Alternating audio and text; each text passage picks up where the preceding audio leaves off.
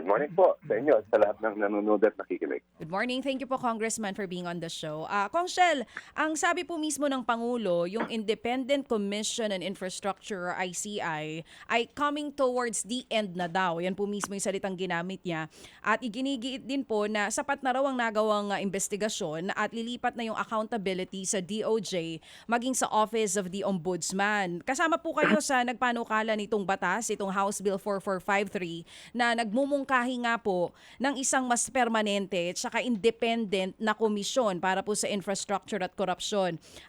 Congressman, kayo po ba sang-ayon doon sa sinasabi ng Pangulo na talagang coming towards the end na ang ICI? Okay na po ba yun? Hindi na natin kailangan ng bago pang komisyon?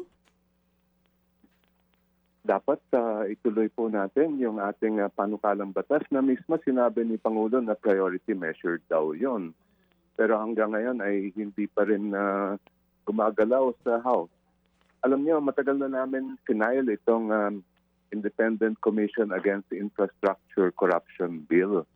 At ang gusto sana natin ay mabigyan ng sapat na kapangyarihan ang Independent Commission, hindi tulad ng ICI na kumbaga walang ipin. Walang pangil. At isa pa, hindi natin kasi maalam at hindi natin ma-assess kung gaano kalalim ang naging investigasyon ng ICI dahil hindi nga natin napanood ang mga hearing at ang mga hindi natin napakinggan ang mga testigo. Ngayon, kaya sa amin panukalang batas ay talagang ni-require namin na dapat isa publiko ang lahat ng hearing at maliit lang na exception yung executive session. Kaya ako, hindi lang nalulungkot at nababahala, kundi galit na rin po kami na bakit hanggang ngayon ay hindi pa rin gumagalaw itong Congressional Independent Commission. Oo. Sir, ang sinasabi po kasi, kahit daw mawala naman yung ICI, nandyan naman daw po ang DOJ at Ombudsman. Bakit po sa tingin nyo kailangan pa itong hiwalay na independent commission na mas may pangil, may subpoena powers and others? Ang problema kasi sa Ombudsman at DOJ, napakalawak ng mga hinahawakan nilang kaso. Hindi lang itong mga infrastructure projects na talagang maraming dokumento yan, kung hindi lahat-lahat ng mga iba't ibang mga final na reklamo, hindi lang tungkol sa korupsyon, kundi sa iba't ibang mga opensa pa. Kaya kailangan merong isang nakatutok na komisyon dito lang sa infrastructure cases dahil dito natin nakita na yung sobrang grabe yung korupsyon, maabot sa bilyon-bilyon at nakatali pa sa budget.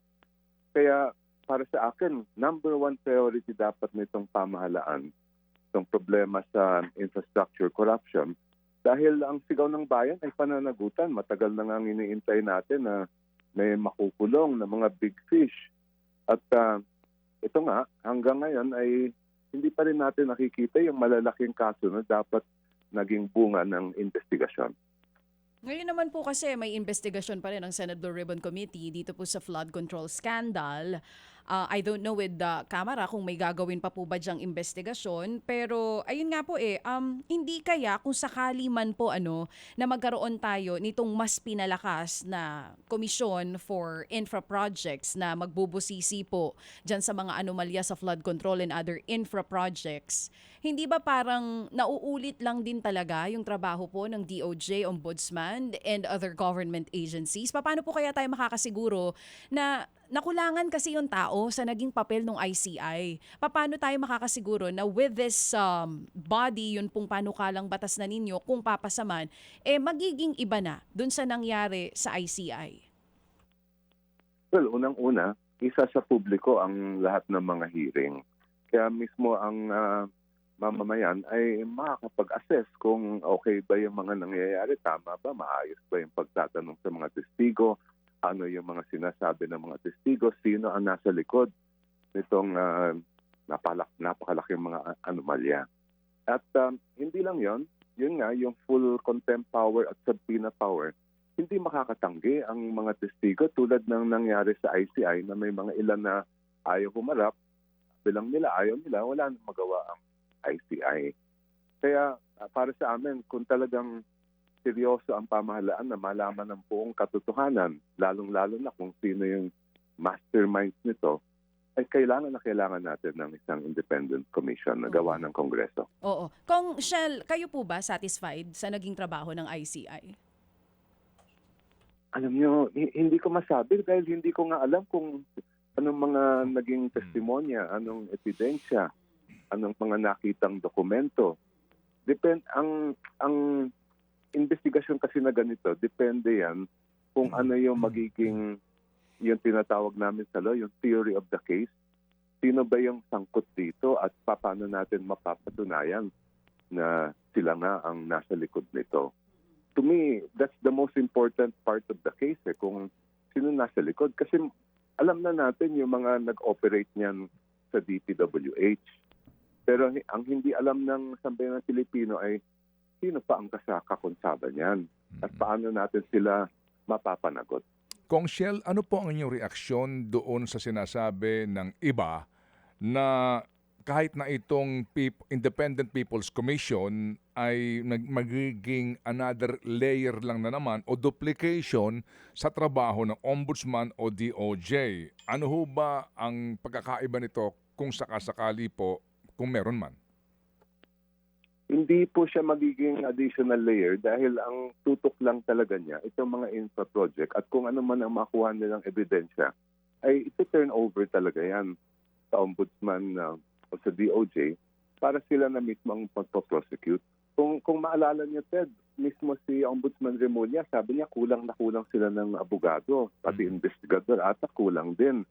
Kaya nga ma-augment natin yung gagawa nitong investigasyon at dapat nakasentro talaga itong mga flood control at iba't ibang mga infra project na ang lumalabas nga ngayon, napakaraming mga ghost at substandard na proyekto. So, Congressman Shell, doon po sa, kasi po eventually kung maaprubahan nga ito, no, sana nga po gagawa ng IRR dito sa implementing nga po rules ng batas. Nangangahulugan ho ba na kapag nag-imbestiga na itong Independent People's Commission na ito, lahat ng findings nila kapag isinumite sa Ombudsman o DOJ, hindi na muling dadaan sa preliminary investigation na para bagang magsisimula na naman sila bago maihain sa Sandigan Bayan o sa RTC? Meron ho bang, pwede bang maka-shortcut sila doon sa provision po na kinakailangan muna ng PI bago po maihain sa hukuman o sa ombudsman yung kaso? Hindi po natin may iwasan yung requirement ng preliminary investigation dahil talagang yun, kabahagi yan ng due process of law. Kaya nga noong pa man ay nag-file na kami nitong bill, ilang buwan na to, halos magkalahating taon na ito nakasalang dyan. Kasi ang gusto sana namin ay maipasa na agad. Kaya ang hinihiling namin ang panawagan namin kay Pangulo ay hindi lang niya gawing priority measure, kundi gawing i-certify as urgent para talagang mabilis na yung pagpoproseso nito sa Kongreso. Ayun lang, ay hanggang ngayon ay hindi pa rin nga nagalaw. Kaya kaya nandito tayo ngayon sa sitwasyon na ito ngayon.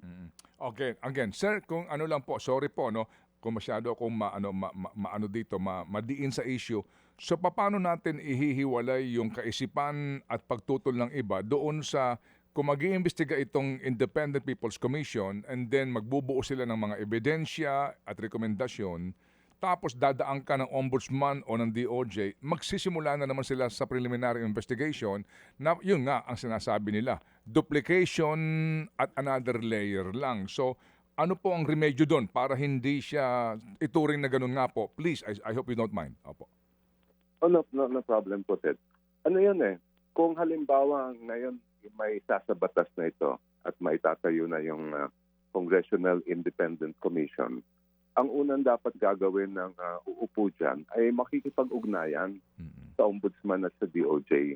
Ano na ba ang mga hawak niyong ebidensya? Ano na bang naisampan yung kaso? Ano yung isasampa pa ninyong kaso? Paano kami makakatulong dyan? So that hindi magkaroon ng delay pa at hindi rin magkaroon ng iba't ibang layer na magkakaroon ng duplication lang ng ginagawa.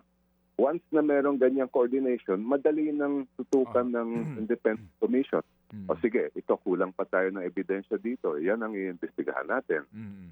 So that way, we can avoid any kind of waste of resources.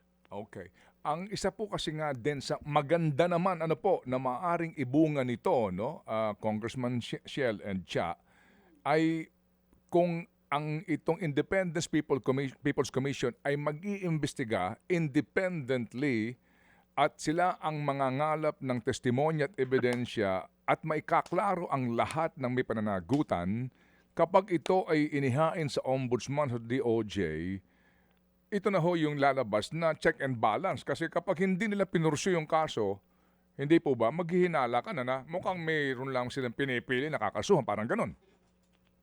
Yes, oo. At hindi lang kasi yung minsan nagiging batayan natin yung naisampa na yung kaso. Mm-mm. Pero ang dapat tingnan natin unang-una, ano mismo yung mga final na Mm-mm. offense. Pangalawa, ano yung supporting evidence doon? Mm-mm. Kasi at yan, dito naman sa atin madali naman mag-file ng case. Pero minsan, pagka nakita natin yung kabuuan, wala rin naman nangyayari. Kaya nga kailangan natin ng independent commission para solid ang magiging ebidensya pag-prosecute ng kaso. Oh, magandang punto 'yan. Yung file ka lang ng file para lang may maipakita, yung pala ito ay hungkag kaya ho eventually nadidismiss po yung kaso. Sir, dito po sa inyong panukala, independent commission, 5 ang miyembro po parang sa Senado at ang pipili pa rin ang presidente. Pero sino ang magrekomenda? Ang nasa aming panukalang batas, siyempre hindi natin may iwasan din na ultimo ang Pangulo ang pipili. Pero dapat siyempre ang pipiliin niya yung talagang kilala ng bansa na respetado mga experts sa iba't ibang mga fields na konektado dito sa mga infra projects at siguradong hindi ma-influensyahan o kaya hindi matakot sa pag-iimbestiga. Opo. Yun ang kailangan natin. Opo, sige. Sir, ano kaya kung meron man na kayong dahilan ang presidente, ang tanggapan ng presidente na nung una ay ano sila dito medyo positive at eager no na magkaroon nga nitong Independent People's Commission na ito, pero ngayon mukhang pati ang ilang kaalyado ng administrasyon medyo malamya na sa pagtanggap nito at ang katwiran na ipaubaya mo na yan sa Ombudsman o sa DOJ. Naku Ted, pati kami ay hindi namin alam kung bakit nagkaganon. Maganda siguro kung maitanong din natin yan sa mga nasa taga Malacanang kung ano bang dahilan bakit nagkaganon. Oh. So sa ngayon po ba ano na ang parliamentary status, Congressman, nitong inyong panukala? In the Senate po nagkaroon na ho sila ng hearing, no? Sa inyo po ba ano ho ang kanyang parliamentary status ngayon? Tapos na po sa committee level yan. Ang next step dapat ay ihahain na ito sa plenary. At kung nagawa sana yan nung bago magpasko, ngayon na isabatas na natin ito. But hanggang ngayon ay wala pa kaming natanggap na mga notice na i-discuss na, didebate na yan sa plenary. Okay, so plenary, paano kaya kung sa Monday sa plenary ay sama na sa order of business itong impeachment complaint laban kay Pangulong Marcos nitong si Attorney De Jesus na inendorso po ng isang party list representative. Ano ho ba ang inyong basa po dito sa complaint na ito, Congressman? Well, medyo complicated na ngayon ang impeachment. Magiging depende rin yan kung magkakaroon ng resolusyon yung motion for reconsideration sa Supreme Court. Kasi ang tanong dyan, ano ngayon ang tamang proseso sa pagtanggap ng impeachment complaint? Paano yung kasi kung ang gagawin natin na gabay ay yung ating konstitusyon, yung ganyang klaseng complaint, it should be referred to the Committee on Justice, magkakaroon ng mga hearing yan bago mag-desisyon ang House kung maitutuloy ba itong impeachment o hindi. So isang factor yon. Maglalabas ba ng Supreme Court ang resolution doon sa MR? Kasi depende yun. Kung sabihin ng Supreme Court, ito yung mga pangangailangan nyo, yun ang dapat susunod. Second, ay depende rin yan kung meron pang ibang magpa-file ng complaint. At kung ano ang gagawin ng House leadership kung more than one complaint ang i-file. Kasi di ba, yung magiging issue yan ulit ay paulit-ulit naman nagiging issue to yung 1-year bar. Pangatlo, depende rin yan kung kung let's say may i-file na complaint, ito ba ay individual complaint or may suporta ng 1/3 ng members ng House. Kasi iba rin ang dapat proseso pagka ganon. Ang nasa Constitution, klaro From there, pag may 1/3, dapat idediretso ng Senado, magkakaroon agad ng trial. But again, that depends on how the Supreme Court will rule on the motion for reconsideration. Kong Shell, ano ho ba ang inyong pagkakaalam dito? Kailan ba magsisimula yung sinasabing initiation ng impeachment complaint diyan sa Kamara? Kasi crucial yan. Ano ho ba? Kailan ba magsisimula ito?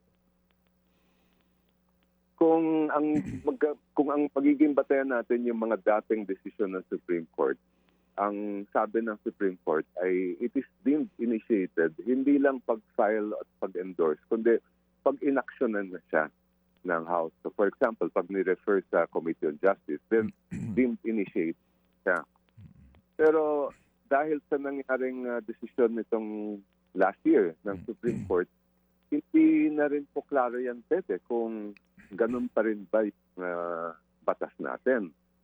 So again, so much depends on factors that are beyond our control. We don't really know when the Supreme Court will come out with its resolution. Opo, kasi kung babalikan natin, Congressman Shell, yung nangyari kay VP Sara impeachment, tinanggap nitong si Reginald Velasco yung mga complaints, 1, 2, 3, no? And then inupuan niya yon. At ang kanyang sinasabi sa amin sa mga interview, kasi nga may sinabi sa akin na magfa-file pa. Yun ang kanya. Remember, di ba, hindi agad niya in-refer sa Speaker's Office para i-refer sa plenary, no? Para nga ma-i-refer sa Committee on Justice eventually, no? Based nga sa rules ng House and the Constitution. So, inupuan niya yon, tumagal, at naging basis ninyo ng pag-question ng mga abogado ni VP Sara. Bakit hindi mo agad inaksyonan? And then, yung pala lumabas, meron nang yung second mode, no? Yung 1/3 lang ng vote ang kanilang nakuha, at agad na po itong dineklara bilang articles of impeachment. So ngayon po, crucial ito kasi may nag-file na noong isang araw at ang makabayan po magfa-file din, ito ho na naman, gaano ito ka-importante sa pag-aksyon ng inyong Secretary General kasi nga na naman, baka ang mangyari dito, unahan tayo.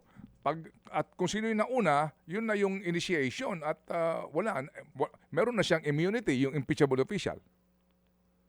Yan yung medyo nakakabahala dito sa nangyari sa impeachment cases natin.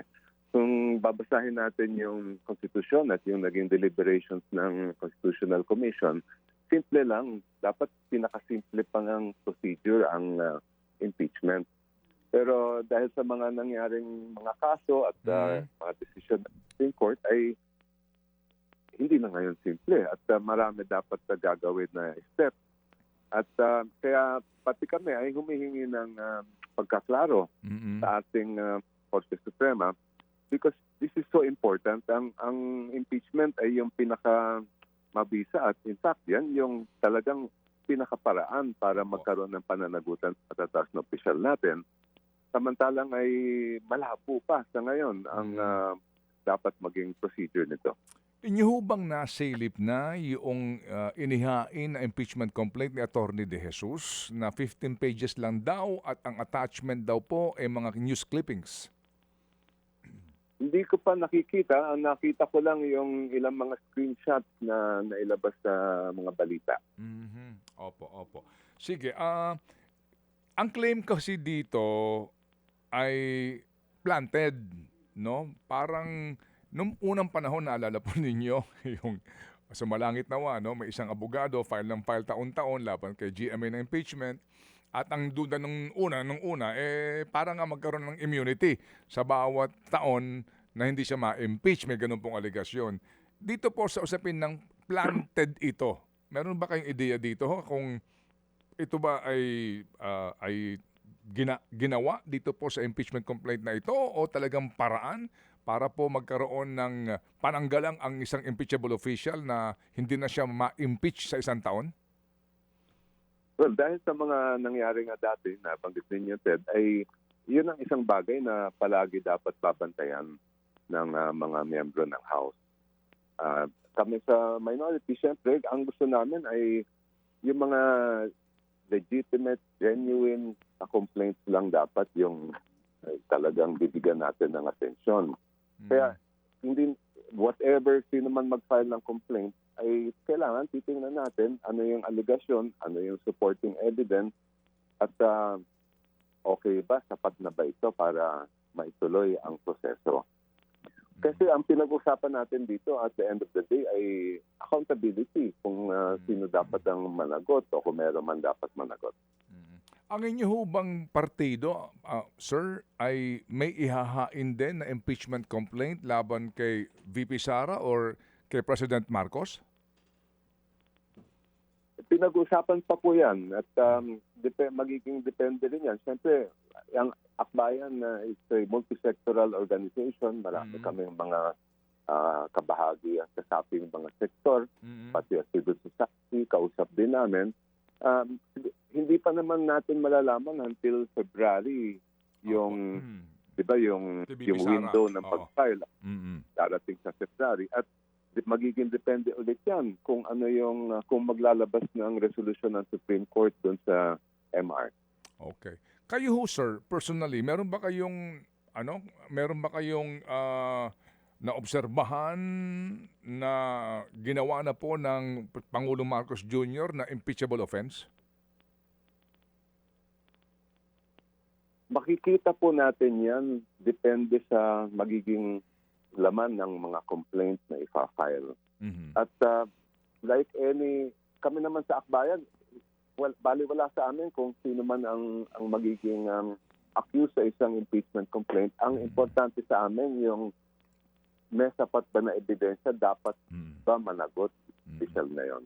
Opo. And it's too early for us to say at this time kasi wala pa naman pa nga nakikita yung na-file na complaint at may magpa-file pa na complaint ang Makabayan. Baka may mga iba pa rin mag-file. It's only after that na masasabi natin kung ito ba nga, sabi mo nga kanina, kung planted pa ito or sapat na ebidensyang nasa likod niya. Opo. Sir, inyo na ho bang nakita yung sinasabing Cabral files na nanggaling po kay Congressman Leviste? Hindi ko pa po nakikita yan, yung Cabral files. Opo. Okay. Siguro po, we will forward you a copy of this, no? Para lang ho for your study. Kasi po, ito ho yung binanggit ni Congressman Leviste sa hearing in the Senate, yung pong mga proponents na may mga initials. Ano po? Kasi nga napag-usapan natin, sabi nga po ninyo, no, itong inyong ipinapanukala na buuin na People's Commission ay pwedeng tumulong mag-imbestiga. Kasi po sir, kung iyong paniniwalaan tong kanyang inilabas na file, nandito yung mga initials ng mga tao daw po sa executive na naging mga proponents, no? Sila yung nagkaroon ng alokasyon, may halaga at listahan ng proyekto, eksaktong lokasyon at kung sino po yung kontraktor. So ito nga, ang sinasabi po dito, ito ho ay pwede ng lead sa investigasyon kasi nga ang sinasabi is that kung ito may mga contractors na sabi po ni Congressman Leviste, na bid out na ito. Ito daw po ay existing na ng mga proyekto for 2025.